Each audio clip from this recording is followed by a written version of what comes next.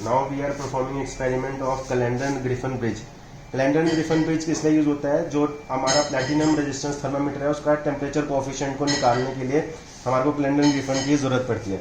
तो calendar Griffin को operate करने के लिए आपको एक्सपेरिमेंट के लिए क्या क्या एक्सेसरीज की जरूरत है? सबसे पहले एक कॉम्पैक्ट ब्रिज है जिसमें आपकी स्टैंडर्ड रेजिस्टेंस वायर लगी हुई है जो लो ओम की है, और इसके साथ एक सीरीज रेजिस्टेंस है जो हाई 0 से लेके 10 ओम तक का रेजिस्टेंस है। देन आपके पास आप इसमें देखेंगे 4 गैप हैं, गैप 1, गैप 2, गैप 3, गैप 4। तो गैप 2 और गैप 3 तो क्या होगा, पी और क्या होते हैं, ये सेम ओम के रेजिस्टेंस होते हैं, इनको हमने इंटरनली फिक्स कर रखा है, इसमें आपको रेजिस्टेंस पुट करने की जरूरत नहीं है। गैप 1 और गैप 4 के अंदर आपने क्या करना है, प्लैटिनम कनेक्ट करना है as per the marking given in a bridge. जैसे इसमें लिखा है CC, तो यानी कि CC का मतलब है जो प्लैटिनम के C और C1 टर्मिनल है वो आपने इसके साथ कनेक्ट कर देना है। सिमिलरली गैप नंबर 4 में प्लैटिनम के P1 एंड P2 टर्मिनल को आपने कनेक्ट कर देना with the help of DCC connecting wire, right. उसके बाद आपने क्या करना है, आपने एक पावर सप्लाई लेनी है, वेरिएबल रेगुलेटेड पावर सप्लाई का एक एंड आपने क्या करना है, गैप नंबर 2 के स्टार्टिंग में कनेक्ट करना है विद द गैप नंबर 2 के, ठीक है। और सिमिलरली जो नेगेटिव है वो गैप नंबर 3 के एंड पे कनेक्ट करना है। तो यानी कि दोनों जंक्शंस के बिल्कुल बीच में हमने सप्लाई लगानी है as per the circuit, right. उसके बाद आपने क्या करना है, जो सेंटर ऑफ द गैप 2 और गैप 3 है उसमें आपने सीरीज में गैल्वो जोड़ देना है with respect to pencil jockey, ठीक है। तो गैल्वो का एक एंड यहाँ पे और दूसरा एंड आपका यहाँ पे आ गया। तो ये जो एंड है ये डायरेक्टली पेंसिल जॉकी के साथ कनेक्टेड है इंटरनली, ठीक है, राइट।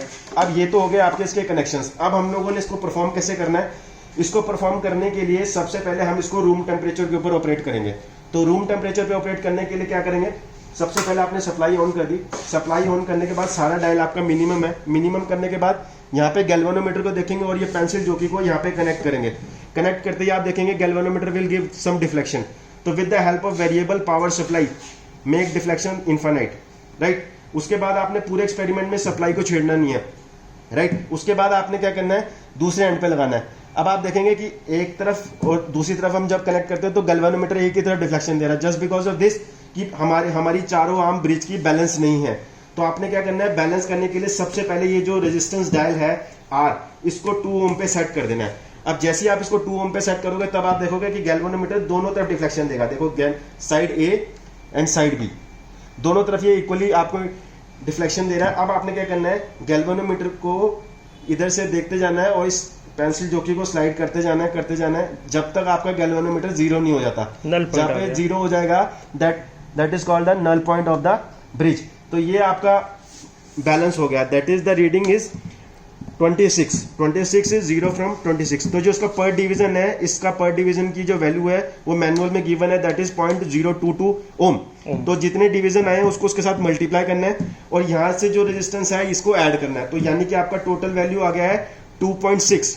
हमारा स्टैंडर्ड रेजिस्टेंस होता है 2.8, बाकी जो इन रेजिस्टेंस का तारों का रेजिस्टेंस है उसकी वजह से ड्रॉप हुआ है, राइट। ये तो हो गया पहला पार्ट जो हमने डिटरमाइन करा एट द रूम टेम्परेचर। अब हम लोग क्या करेंगे, with respect of temperature variation इसको रीड करेंगे। तो क्या करेंगे, ये आपका एक स्टैंड है, स्टैंड पे आपका प्लैटिनम होल्ड है, इसको आपने क्या करना है, ये आपका हॉट प्लेट है, हॉट प्लेट को ऑन कर देना। ये auto cut off hot plate है, इसको आपने 4 पे रखना है, 5 पे नहीं रखना है, 4 पे रखना है हमेशा। ये अपने आप ऑटो कट ऑफ होती रहेगी जैसे जैसे हीट इसमें मेंटेन हो जाएगा। उसके बाद आपने क्या करना है, जैसे ही आपका वाटर गर्म हो जाएगा आपने इस थर्मामीटर को इसके अंदर पुट कर देना है।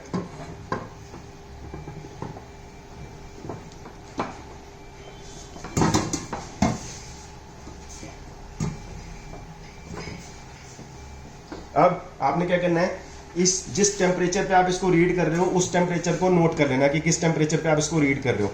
तो ये थर्मामीटर आपने लगा दिया है जो आपका वाटर का जितना टेम्परेचर है उसको रीड करने में आपकी हेल्प करेगा। तो जैसे अभी आपने पहले देखा था कि हमारी जो पहली रीडिंग है वो अराउंड 26 के अराउंड आई थी। अब विद रिस्पेक्ट ऑफ टेम्परेचर ये वेरिएशन चेंज हो जाएगा। लेट अस सी कि कितना हुआ है। ये देखिए जैसे जैसे टेम्परेचर बढ़ा रेजिस्टिविटी चेंज हो गई, रेजिस्टिविटी चेंज होते ही आपका डिफ्लेक्शन भी कम हो गया, दैट इज अराउंड 24 यानी कि 26 से आपका 24 रह गया। तो at the position of this temperature. अब आपने एक पहले रूम पे लिया और सेकंड आपने इस टेम्परेचर पे लिया, फिर 20 डिग्री जब ये द्वारा पानी ठंडा हो जाएगा फिर एक रीडिंग लेनी है। तो 3 रीडिंग्स आपने हर टेम्परेचर के ऊपर इसका नल पॉइंट निकालना है। जैसे जैसे आपका नल पॉइंट आ जाएगा तो आपके 3 रेजिस्टेंस निकल के आ जाएंगे। R2, R1, R3 तीन रेजिस्टेंस निकल के आ जाएंगे और टेम्परेचर का रिलेशन आ जाएगा। अगर 2 के लिए करना है तो 2 के लिए भी कर सकते हो। तो जो रेजिस्टेंस पहले आया था और जो रेजिस्टेंस बाद में आया था, दोनों को माइनस करोगे, दोनों का टेम्परेचर मल्टीप्लाई करोगे, उससे आपका टेम्परेचर कोएफिशिएंट निकल के आएगा। Thank you so much.